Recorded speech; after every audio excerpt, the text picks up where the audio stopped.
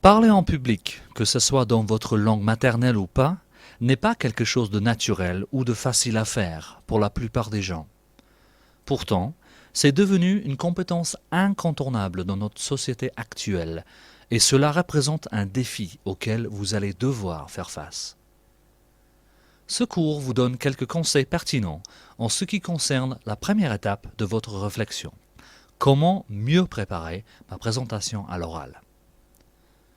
Une fois ce cours terminé, vous êtes également invité à consulter les cours sur les thèmes de l'esthétique des diaporamas et donner une présentation. Voici le sommaire de ce cours. Nous aborderons le sujet dans l'ordre chronologique, depuis la prise de connaissance du sujet jusqu'au dernier préparatif.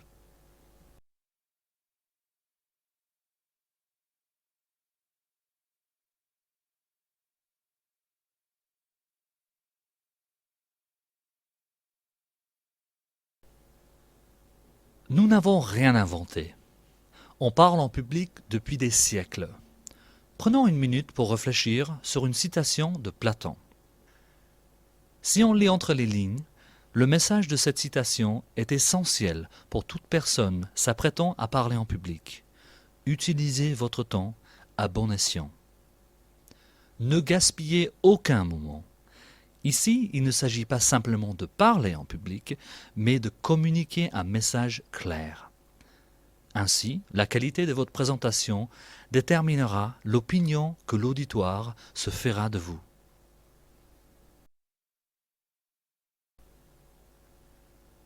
Consacrer du temps à réfléchir au contenu de votre présentation est une étape déterminante pour se préparer psychologiquement.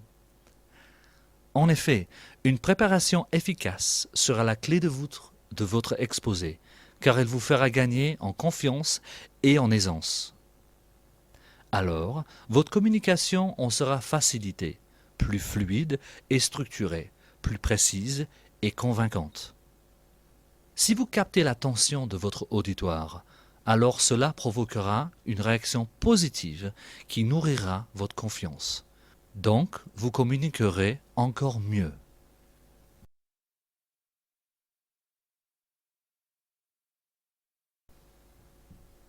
En premier lieu, quels sont les objectifs de votre présentation orale? Déterminer dès le départ un objectif clair vous donne une base à partir de laquelle votre présentation peut se construire. Voulez-vous communiquer des informations, des résultats, transmettre des connaissances ou des compétences, vous faire embaucher, influencer quelqu'un sur une action à mener, ou encore vendre un produit, un service, mettre en valeur votre société? En bref, quel type de présentation vous est demandé? Dans le cadre de ce cours, nous nous focaliserons principalement sur les conseils propices aux personnes en phase de préparation d'un entretien d'embauche, d'une présentation en classe ou d'un examen oral. Puis, choisissez le style de votre présentation. En complément de ce cours, vous trouverez une liste de sites spécialisés pour tout type de présentation confondue.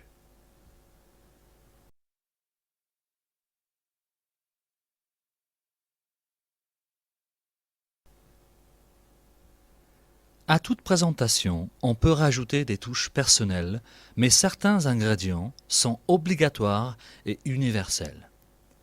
Tout d'abord, l'introduction, qui annonce clairement le sujet à traiter et qui implique votre auditoire, peut-être grâce à une astuce pour détendre votre public ou le familiariser avec le sujet à travers une anecdote commune ou une question ouverte.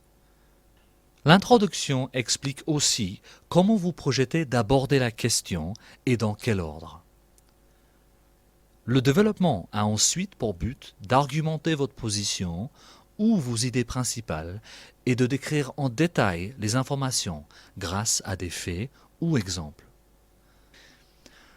Enfin, la conclusion sert à récapituler les points à retenir, proposer des solutions ou actions à mener à l'avenir et à ouvrir le débat avec votre public.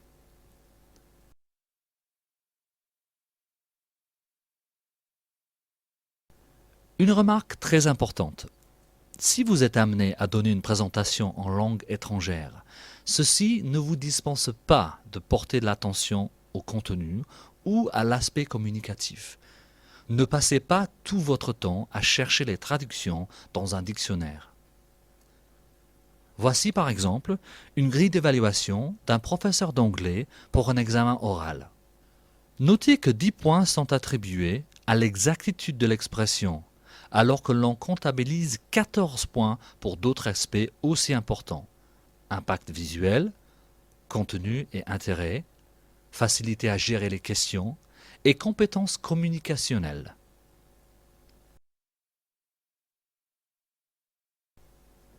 Passons maintenant à la deuxième partie de notre cours qui traitera le choix de sujet et votre organisation en amont de la présentation. Commençons d'abord par quelques questions incontournables. Combien de temps de préparation me reste-t-il? 2 semaines? 2 mois?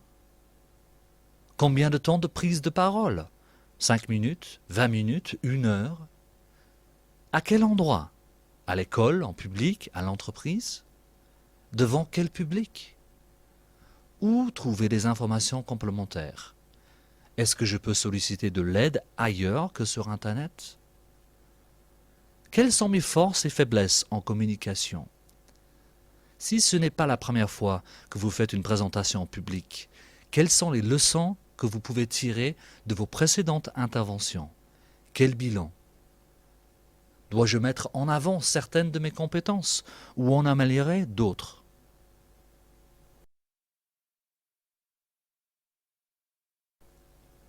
La première chose à faire est d'établir votre planning afin d'optimiser vos forces et votre temps pour ne pas être pris de court. Cet organigramme vous présente les différentes phases de la préparation de votre présentation.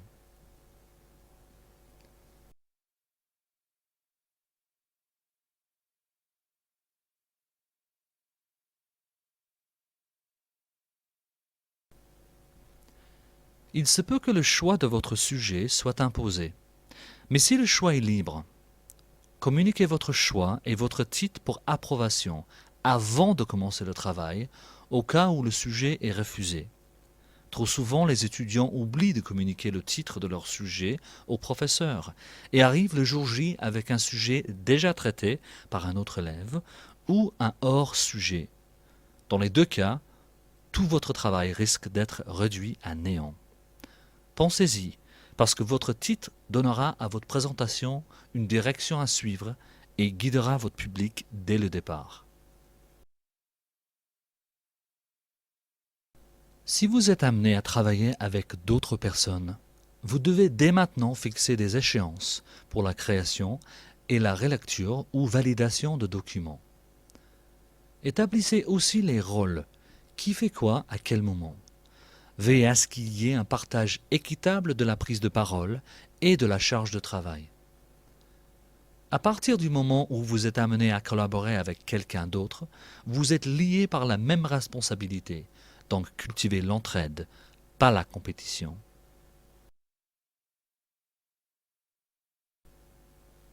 Sachez que vous pouvez choisir une certaine approche. Par exemple, vous devez faire un entretien d'embauche. Souhaitez-vous faire une intervention de type formel et institutionnel, CV et présentation autour d'une table, ou voulez-vous oser faire une intervention plus moderne, CV interactif ou innovant, sous format flash ou format osé envoyé au préalable, aide d'un diaporama, d'Internet ou d'autres accessoires pendant l'entretien? Attention, le but d'une présentation est rarement de distraire ou faire rire. Sachez doser la part de risque si vous optez pour une présentation humoristique.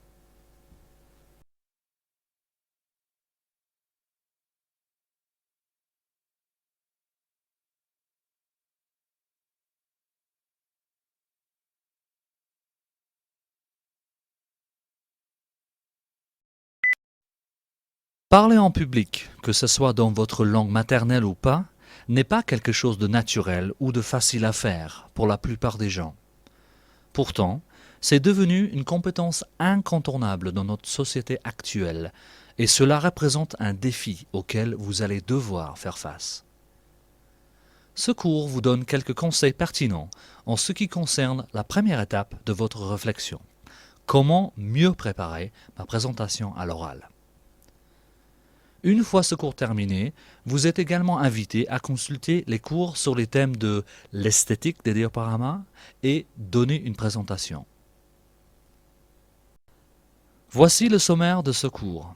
Nous aborderons le sujet dans l'ordre chronologique, depuis la prise de connaissance du sujet jusqu'au dernier préparatif.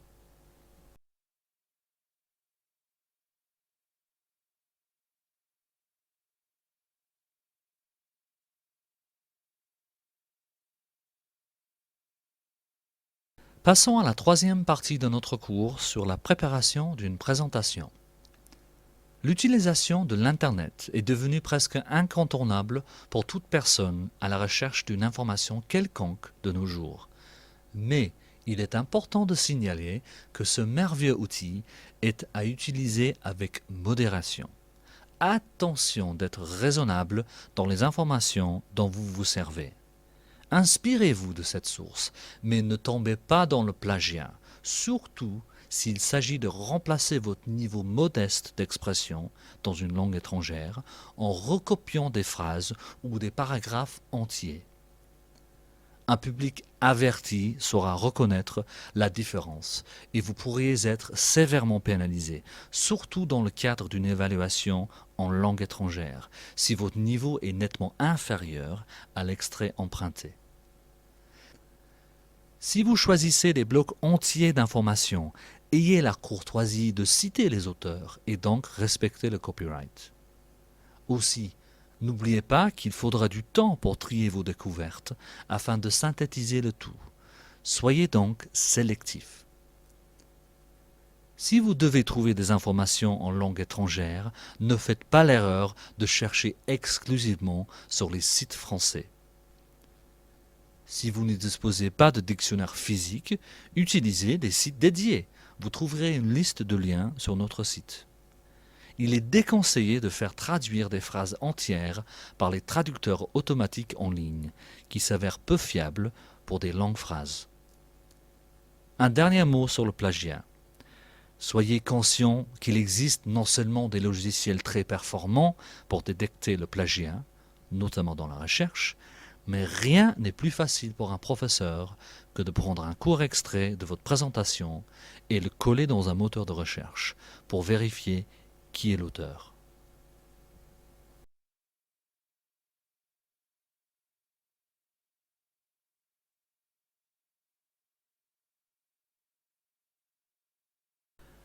Dans le monde professionnel ou académique, vous serez parfois amené à collaborer avec d'autres personnes, parce que ceci est une preuve à la fois d'esprit d'équipe et d'organisation, étant donné qu'il y a souvent des contraintes physiques, telles que des incompatibilités d'agenda ou des problèmes d'éloignement géographique. Si tel est le cas, fixez-vous dès la création de votre groupe de travail des échéances pour mettre en commun les différentes parties du devoir, de façon à pouvoir respecter les délais et à avoir le temps de vérifier ou de valider le travail des uns et des autres.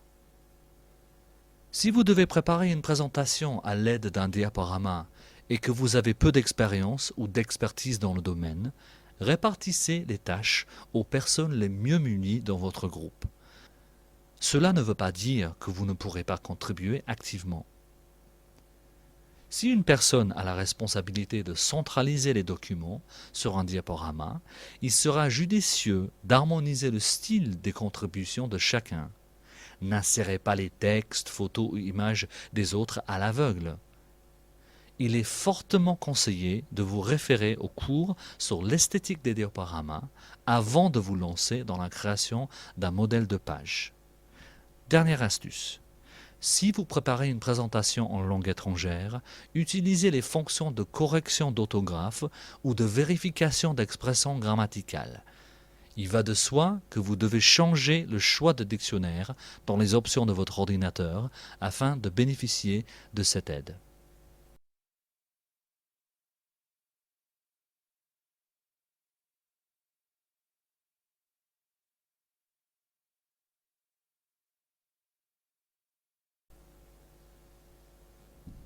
Passons tout de suite au quatrième volet de notre cours, la préparation maison.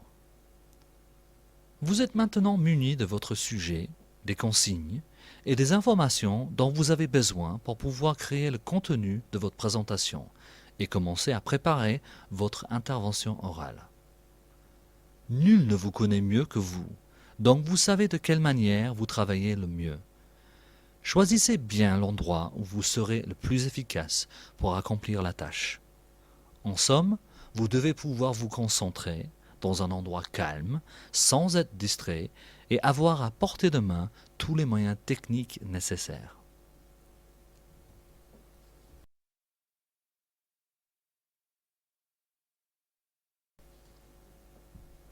Le socle de votre présentation est votre plan. Il sert de fil conducteur pour vous et annonce le chemin à votre auditoire.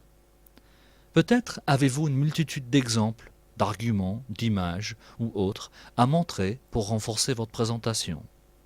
Mais encore faut-il savoir choisir les meilleurs et les placer là où ils auront le plus d'impact. Sur ce point, ne dévoilez pas votre meilleur exemple dès le début de votre développement, car il vous sera plus utile ailleurs. Une fois votre squelette bien établi, vérifiez bien qu'il correspond parfaitement aux consignes données avant de rajouter du contenu.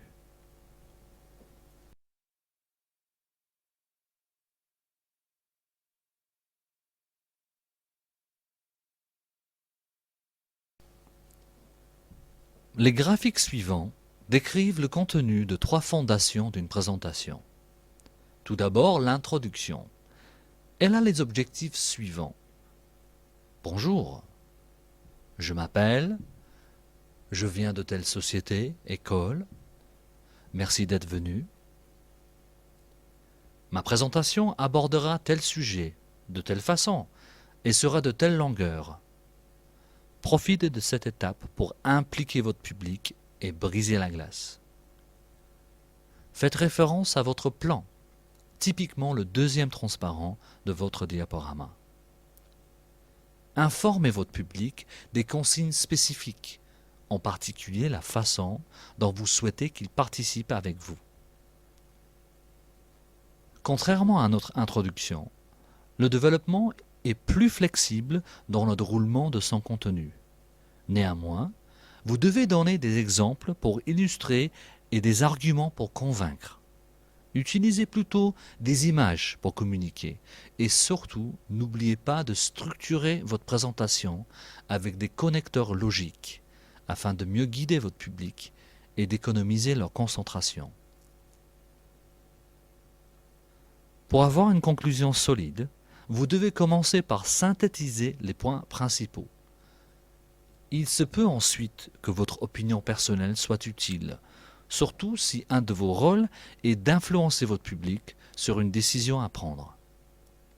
Il est très courant de situer le sujet de votre présentation dans un contexte futur, plus ou moins proche, et d'offrir de possibles solutions ou actions à mener. Clôturez votre présentation avec un appel aux questions et n'oubliez pas de remercier votre public de son attention.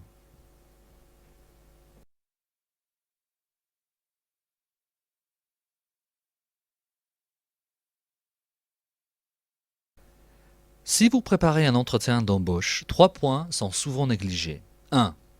Le jury pourrait s'intéresser à votre souhait de quitter votre employeur principal ou vous demander des explications sur vos périodes d'inactivité. N'allez pas à l'entretien uniquement armé des arguments pour avoir le poste et soyez diplomate dans vos réponses. 2. Préparez-vous un minimum à répondre à des questions en langue étrangère, souvent en anglais vu son importance sur le marché global du travail. Révisez les phrases clés ou les termes techniques afin de pouvoir donner l'image de quelqu'un d'avisé. Évidemment, ne mentez pas sur votre CV au sujet de vos compétences linguistiques et ne refusez pas de répondre à des questions en anglais. Si vous avez un niveau faible, mettez en avant votre intérêt pour suivre des formations ou partir à l'étranger afin de remédier à la situation. Ne rejetez en aucun cas la faute sur les épaules de votre professeur, même si vous en avez la conviction. Ceci vous desservira. 3. Finalement, n'oubliez pas que la politesse est toujours appréciée, quelle que soit la place de son interlocuteur dans la hiérarchie d'une société, car elle reflète de votre éducation. Soyez-en conscient dans vos contacts en amont de l'entretien, que ce soit avec les secrétaires ou avec les DRH.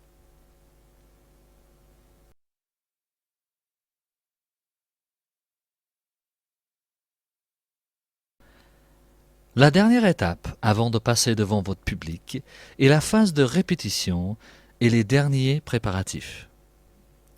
Ne faites pas l'erreur de débutant d'arriver en retard parce que vous n'avez pas pu trouver la salle, garer votre voiture, etc. Renseignez-vous à l'avance. Si possible, déplacez-vous au préalable afin de repérer les aspects physiques du lieu. S'il s'agit d'une salle de classe, vous devez, si possible, faire une répétition chronométrée dans la salle, avec l'équipement nécessaire et devant un public d'amis, afin de vérifier les compatibilités techniques et de profiter d'éventuelles suggestions d'amélioration. Cette étape est primordiale autant sur le plan technique, linguistique ou organisationnel que psychologique.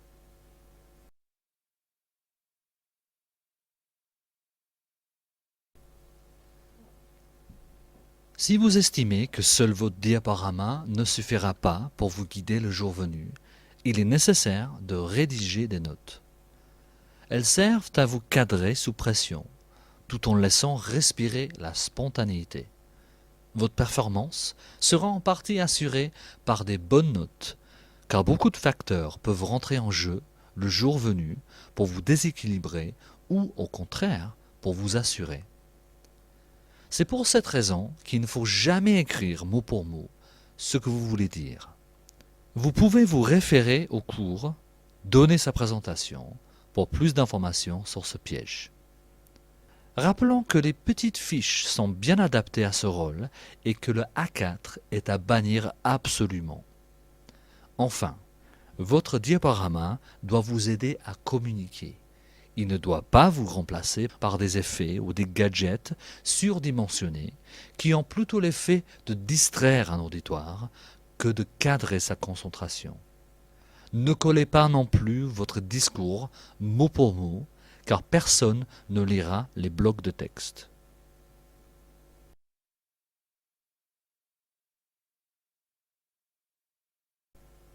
Prenez un instant pour regarder les fiches suivantes d'un de mes étudiants. Malgré certaines erreurs linguistiques, les ingrédients de base y figurent. Clarté, structure et lisibilité grâce à l'espacement et à la hiérarchisation des informations. Des mots-clés, des phrases courtes, un surlignage des mots ou des informations clés, ainsi que des pense-bêtes qui font référence à des images à commenter sur le diaporama ou à des questions à poser au public. Voici quelques astuces complémentaires. Une répétition générale est incontournable. Faites appel à quelqu'un pour un avis extérieur sur votre diaporama, ainsi que sur le contenu de votre présentation, surtout s'il s'agit d'une langue étrangère et que vous connaissez quelqu'un qui parle couramment la langue en question. Le jour de votre présentation, nul n'est à l'abri d'un problème technologique ou d'un imprévu. Assurez-vous d'avoir des copies de sauvegarde sur différents supports. Diaporama en format papier à distribuer, d'ailleurs il facilite la prise de notes de votre auditoire. Sauvegarde sur un serveur ou boîte mail, sur format CD ou USB. Réfléchissez à des questions qui pourraient vous poser problème et préparez des réponses pertinentes. Pensez aussi à des questions à poser à votre public pour stimuler l'échange. Dans un entretien d'embauche, Préparez des questions à poser à votre futur employeur pour témoigner de l'intérêt que vous lui portez. Il existe certaines techniques pour influencer le public sur leur choix de questions, notamment l'astuce de faire exprès de survoler un point intéressant que vous maîtrisez bien pour provoquer des demandes de précision lors des questions avec le public. Il est toujours astucieux d'apporter des accessoires qui renforcent votre présentation afin d'aider le public à voir avec leurs yeux ou toucher avec leurs mains les notions que vous abordez. N'oubliez pas de passer du temps à préparer votre langage corporel, trop souvent négligé, mais néanmoins fondamental pour convaincre votre public. Vous êtes invité à suivre le module sur donner sa présentation, en particulier la partie sur le langage du corps et des gestes.